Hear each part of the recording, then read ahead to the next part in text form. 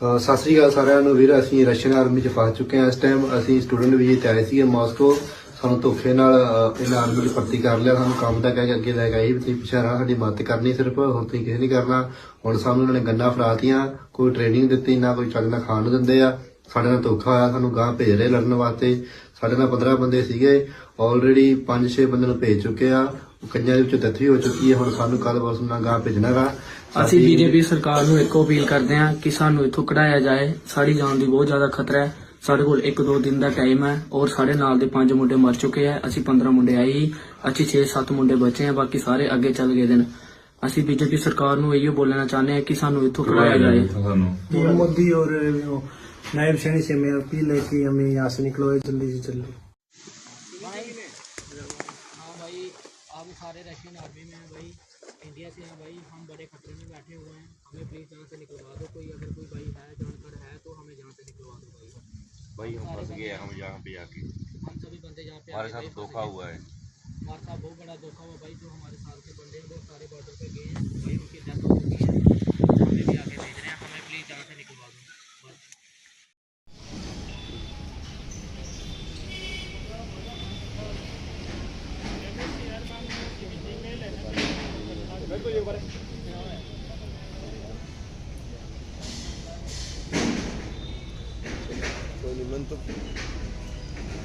हमारी तरफ से जो सहयोग है वो करना है। चीज़ के लिए उसके अंदर जो पहला बैच उन्होंने 15 बंदों का निकाला है।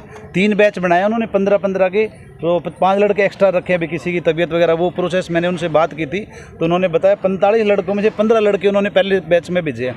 15 के अंदर से 5 बच्चे मारे गए हैं, वो 5 अपने इंडिया के हैं।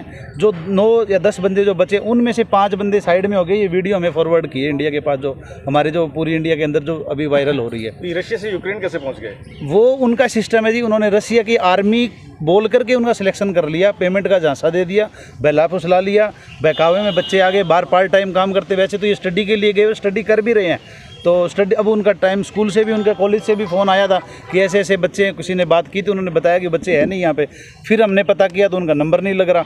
फिर वो बाई चांस परसों उनसे बात होगी तो उसके बाद ये सारा सिस्टम हमने शुरू किया। कल उधर चंडीगढ़ भी गए थे, MP उनसे माननीय मुख्यमंत्री नायब सैनी जी से भी मुलाकात हुई।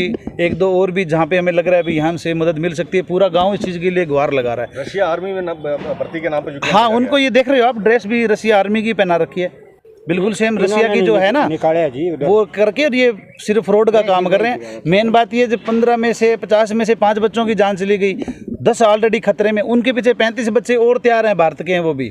तो मेरी सबसे रिक्वेस्ट है इस प्रोसेस के अंदर तुरंत से तुरंत सरकार संज्ञान में ले और इसके ऊपर कार्रवाई करे और पूरे गांव को हमें न्याय दिलाए। और जो 35-40 बच्चे और भी पीछे हैं उनके परिवार भी पीड़ित है। मेरी कल राजस्थान से बात हुई, एक राजस्थान में लड़का नागौर का है जी, वहाँ फंसा हुआ है। वो नागौर का जो लड़का है उसकी फैमिली सारी दिल्ली बैठी हुई है गृह मंत्रालय के से मिलने के लिए।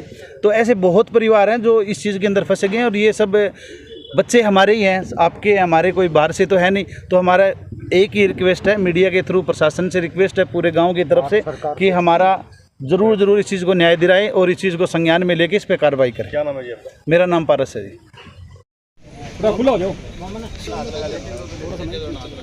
और उनको कभी कभी वाईफाई का नेट दिया जाता है, उस नेट के अकॉर्डिंग वो ऑनलाइन आते हैं और फिर मेरे से बात करते हैं। कितनी उम्र है बच्चों की? बच्चे की उम्र है 24। कब गए थे? वो बताने लग रहा, मैंने बताया था अभी। अम्बेसी में भी शिकायत अम्बेसी में शिकायत दी थी। मैं कल नायब सिंह सैनी से CMO हाउस पे मिला हूँ, ठीक है, जो कि मेरे दादाजी है रामचंद्र जांगड़ा जी, जिनको टिकट दी गई थी बीजेपी सरकार से, ठीक है, सिरसा से, ठीक है। उन्होंने उनकी हेल्प मांगी मैंने, वो बोले बेटे तू CM हाउस आ। मैं CM हाउस गया कल, नायब सिंह सैनी से मैं खुद पर्सनली ऑफिस में मिला हूँ। उन्होंने ये कहा है हम विदेश मंत्रालय में इसको भेजेंगे। मैंने कहा अभी सर कैसे न कैसे मेरी प्रार्थना है, क्योंकि मुझे विश्वास है बीजेपी सरकार पे भी हमारा काम होएगा, हमारे बच्चे लौट के आएंगे। मेरे पिताजी और मेरी माँ, जो मेरे पिताजी को 2 बार अटैक का दौरा आ चुका है, और मैं नहीं चाहूँगा भी ऐसी कोई हालात हो भी मेरा भाई सुरक्षित यहाँ इंडिया में लाया जाए, उसको भारत में लाया जाए। उनकी वीडियो कब सामने आई थी जो वीडियो लगा वायरल? उनकी वीडियो अभी सामने आई है, ये कल से आने लगी ज़्यादा सामने। और पीछे जो गंभीर उनकी स्थिति बनती गई है, वैसे मैंने थोड़ा बहुत एक्शन लिया है, ठीक है। मैंने जो अभी हमारे सांसद रहे हैं श्री रामचंद्र जांगड़ा जी, MP रहे, MM से है, उनसे भी मैंने बात की थी। उनका जो पीए था, जो सुनीता दुग्गल का, जिसका मनीष नाम है, उसने भी हमें बेचारे ने हमारी हेल्प की है। उसने गृह मंत्रालय में भी बात करी है, उसने अपनी ओर से कोशिश की है, पर अभी तक नकारात्मक विचार है। कोई इन्फॉर्मेशन नहीं हो रही, कोई कुछ भी नहीं हो रहा। तो हम चाहेंगे उन बच्चे के लिए पल पल निकलना दोहरा हो रहा है। तो मेरी ये कंडीशन है भाई, उनको निकलवाया जाए। कि कैसे न कैसे निकलवाया जाए। जो पैसे देने का वायदा किया था वो भी दिए हैं उन्होंने, कैसे? नहीं, कोई पैसा नहीं दिया है। उनके साथ फ्रॉड किया गया है, साफ दिख रहा है। अभी फ्रॉड हुआ है उनके साथ। पैसे वगैरह लिए गए थे जाने के एवज में? कोई पैसे नहीं, यहाँ जाने के लिए तो एजेंट पे गया, एजेंट से वीज़ा लगा के स्टडी वीजे पे गया था वो। हाँ, स्टडी वीजे पे गया था। लास्ट बार कब आए थे विजय और ये फतेहाबाद गांव में घर आए कब आए थे वो? तो वो तो विदेश जाने के बाद में आया था। कम से कम उनके चाचा जी है, जो भाई है, उनको ही पता है। पर मेरे को तो इतना पता है, वो एक महीना हुआ है उसको अभी गए, 1-1.5 महीने पहले गए। कितना टोटल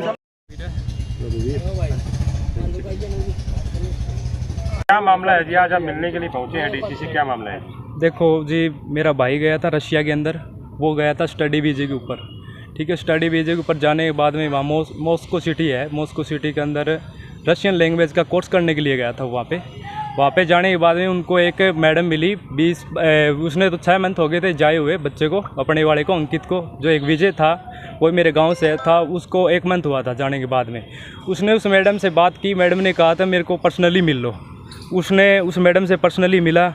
मिलने के बाद में उस मैडम ने उनको गुमराह किया। बोले तुम्हें मैं 1 ईयर की एक सिक्योरिटी में जॉब दिलाऊँगी।